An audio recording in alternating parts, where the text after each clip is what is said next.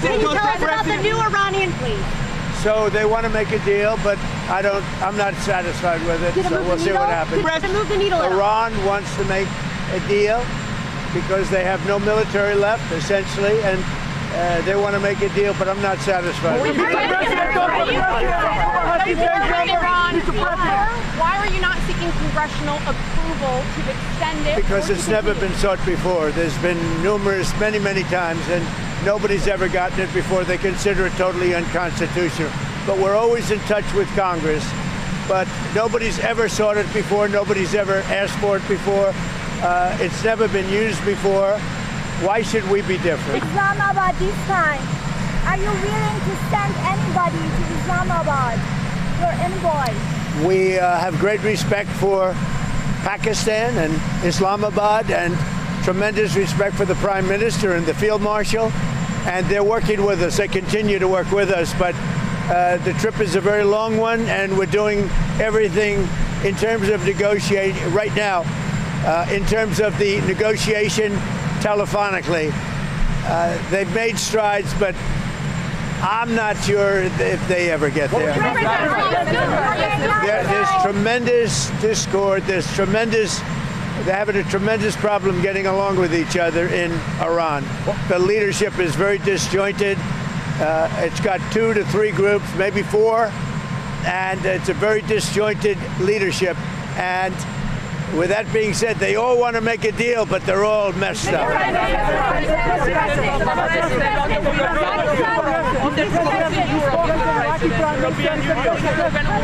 I spoke with the winner, a very good man. As you know, I was very strongly in favor of him in Iraq. And we had a long conversation yesterday. I congratulated him. He won, and with our help, he won, and we want him to do very well. And I told him that the United States is with him all the way. It was a great victory.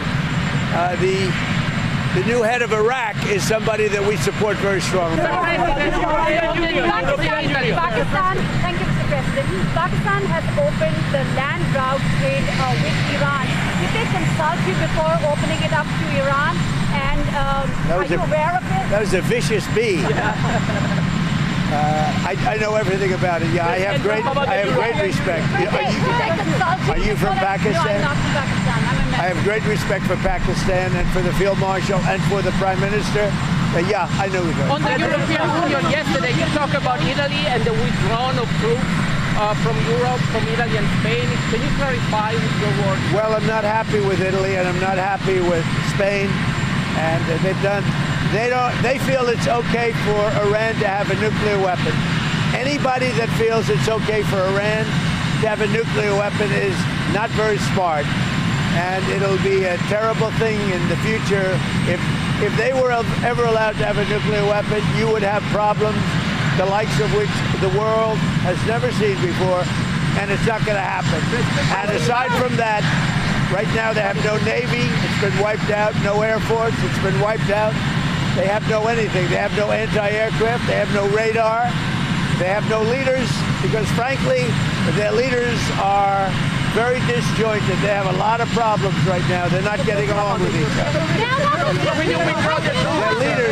Their leaders are not getting along with each other. So we raised the tariffs on cars coming in from the European Union because the European Union was not adhering to the trade deal we have. So based on that, now, when they build their plants, of which they're spending over $100 billion, all countries, not just the Union. When those plants open, there won't be any tariffs. But we raised the tariffs because they were not, as usual, they were not adhering to the agreement that we have. We have a trade deal with the European Union. They were not adhering to it. So I raised the tariffs on cars and trucks to 25%. That's billions of dollars coming into the United States, and it forces them to move their factory production much faster. We have right now in the United States over $100 billion of car plants being built. It's a record. We've never had anything like it from all countries, Japan, South Korea, by the way, Canada Mexico. They're all building plants in the United States. But the European Union was not adhering to the deal that we made. So we're dealing with Iran. As you know, it's a very disjointed, unfriendly leadership, unfriendly to each other. They're not getting along. They're very, very confused by what's happened because essentially most of their military has been wiped out. But we just had a conversation with Iran. Let's see what happens. But I would say that I am not happy. Their leadership is very disjointed, very argumentative with each other. They come back, one says one thing, one says another. They're very confused. Obviously, their country has been, frankly, decimated. Their Navy is gone, their Air Force is gone. Many of their soldiers, unfortunately, are gone. They've got to come up with the right deal. At this moment, I'm not satisfied with what they're doing. Did you decide against bailing out Spirit Airlines? Well, I guess we're looking at it. If we can do it, we'll do it, but only if it's a good deal. They're claiming that they're preparing to shut down this weekend because they haven't gotten Well, we're looking at it, but if we can't make a good deal, no institution's been able to do it. I said, I'd like to save the jobs, but we'll have an announcement sometime today. We gave them a final commitment. Mr. President, day 60, are you going to seek congressional authorization? Well, no other country has ever done it. It's never been, as you know, most people consider it totally unconstitutional. Also, we had a ceasefire, so that gives you additional time. But no other country's done it. We're in the midst of a big victory. This is a victory like we haven't had since Venezuela, okay, to be honest with you. We haven't had, but, you know, we have a country that lost its way. It really lost its way. That's our country in terms of the military. Now we have a great military. We're on our way to another victory, a big victory, and I don't think that it's constitutional what they're asking for. These are not patriotic people that are asking. You know, when they say, even the losers, even the ones that say all the wrong things, admit that it's been amazing what we've done. The Strait is totally shut down. It's flawless. It's totally 100% shut down. Now, we've been dealing with Iran. They want to make a deal. They're not there. They're not with a, not, they're sort of, they get close, and then a new group of people come in. They don't know who their leaders are.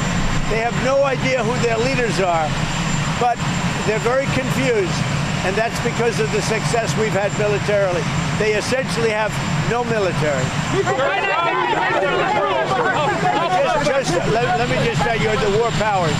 So many presidents, as you know, have gone and exceeded it. It's never been used. It's never been adhered to, and every other president considered it totally unconstitutional, and we agree with that.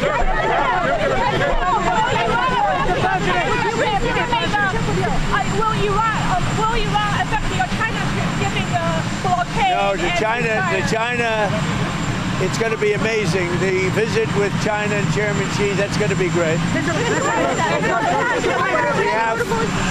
We have the trip with China coming up, and I think it'll be an amazing event. If you can't get a deal on Iran, what next? What will you do? Well, right now we have negotiations going on. They're not getting there.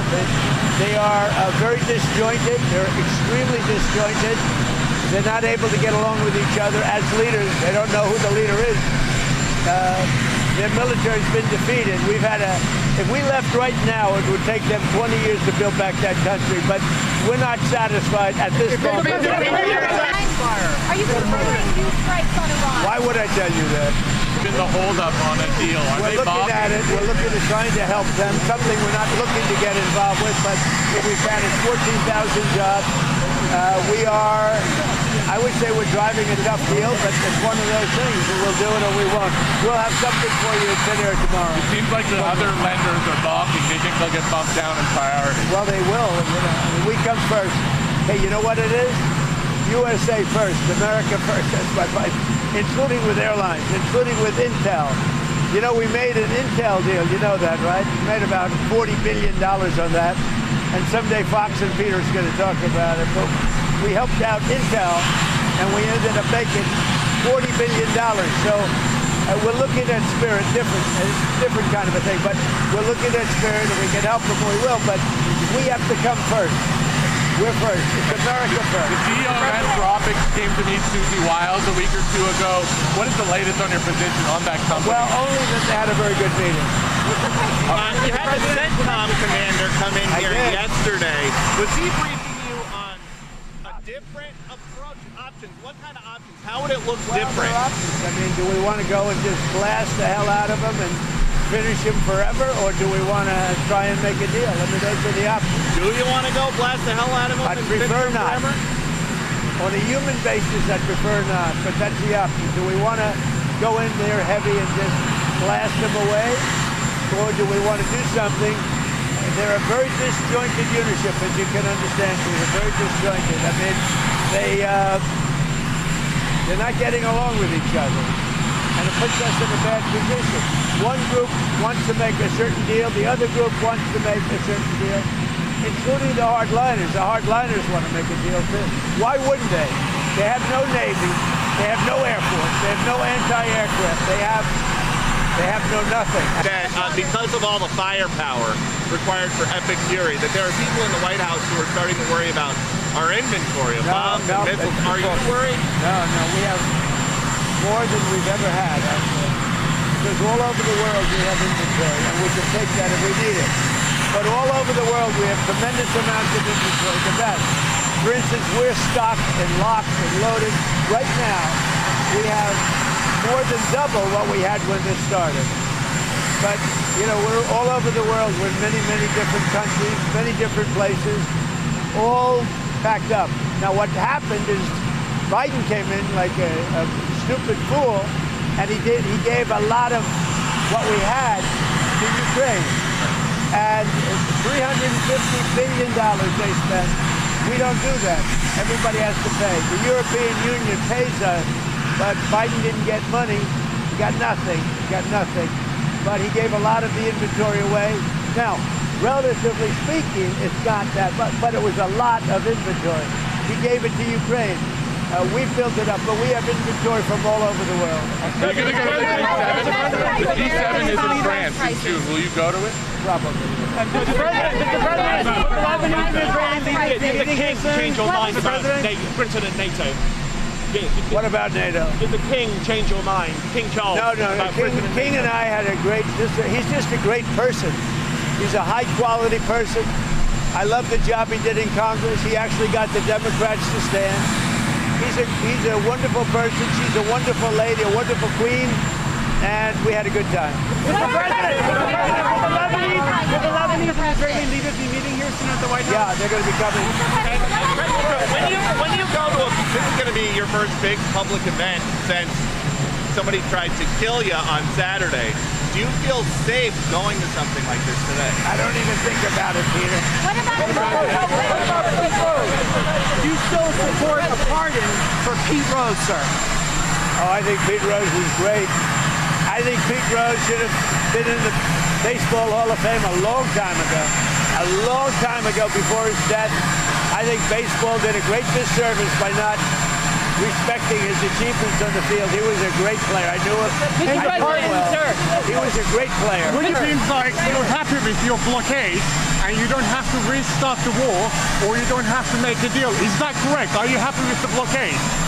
The blockade has been unbelievable. Powerful, 100%. It's been actually unbelievable. If we left right now, we had a great victory, but we're not doing that. We're negotiating with them.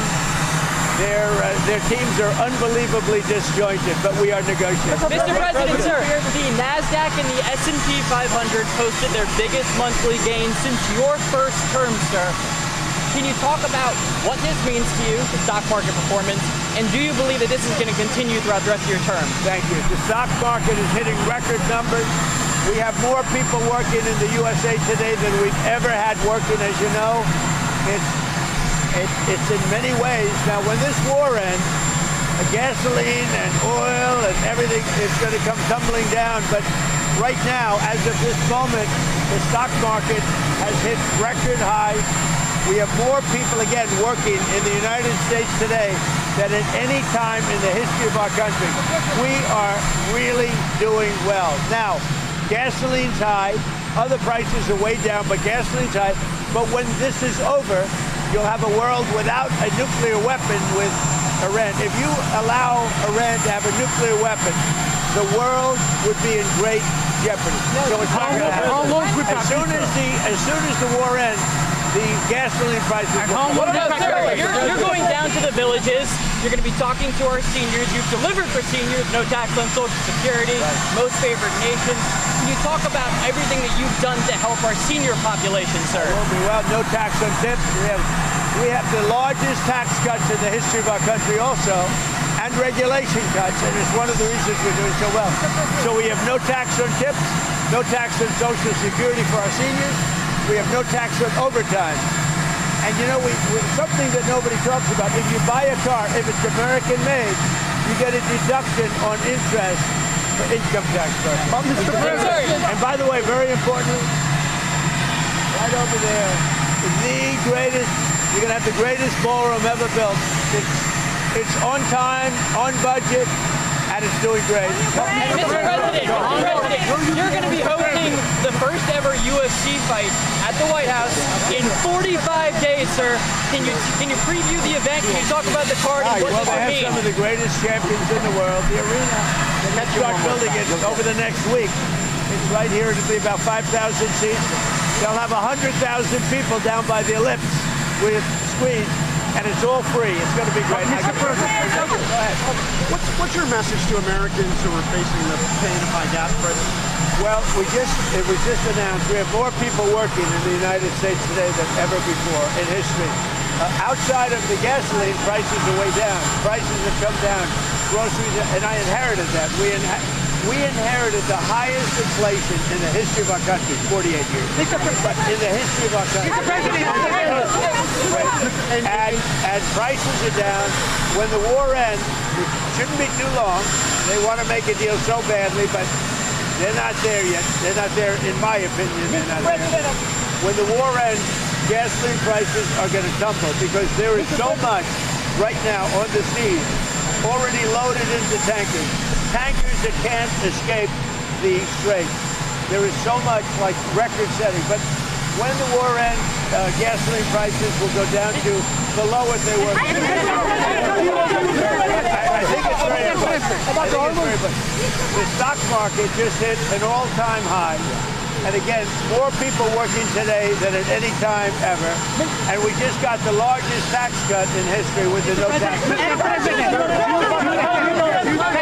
Mr. President, Mr. Kurdish, you like him? Yeah. Go ahead. I love you, Mr. President. Mr. President, I like him too. Thank you, Mr. President. Mr. President, you said you sent weapons to help Iranian demonstrators. Some sources claim these weapons are in Suleimania, in Iraqi Kurdistan. Do you confirm that?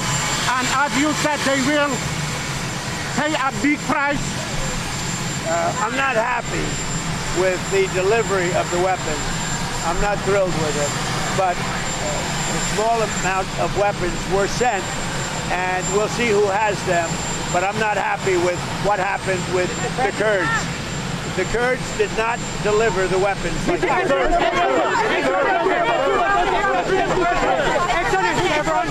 Are refusing to increase oil production? We're doing great production. We're producing more oil right now. That's the other thing. We have more oil production right now than any time in history. And if you take a look at the ships, they're all coming up to Texas, Louisiana, Alaska. Did you see the line? What do they call it? The Tango. But that is some line of ships. They're all coming up. They're loading up. The biggest ships in the world are coming up to Louisiana, Texas, and to Alaska. And they're loading up. And I don't want to say it, but our country is getting stronger and stronger. This has been amazing. The amount of oil and gas that we're selling now is at a level that nobody's ever seen before. Would you consider Ron DeSantis for a cabinet position? Well, I like them a lot, so I like them a lot. Can you tell us why you're not satisfied with Iran? Can you tell us, you said you're not satisfied with the plan right now? Can you tell us what specifically you're not satisfied with? They're asking for things that I can't agree to.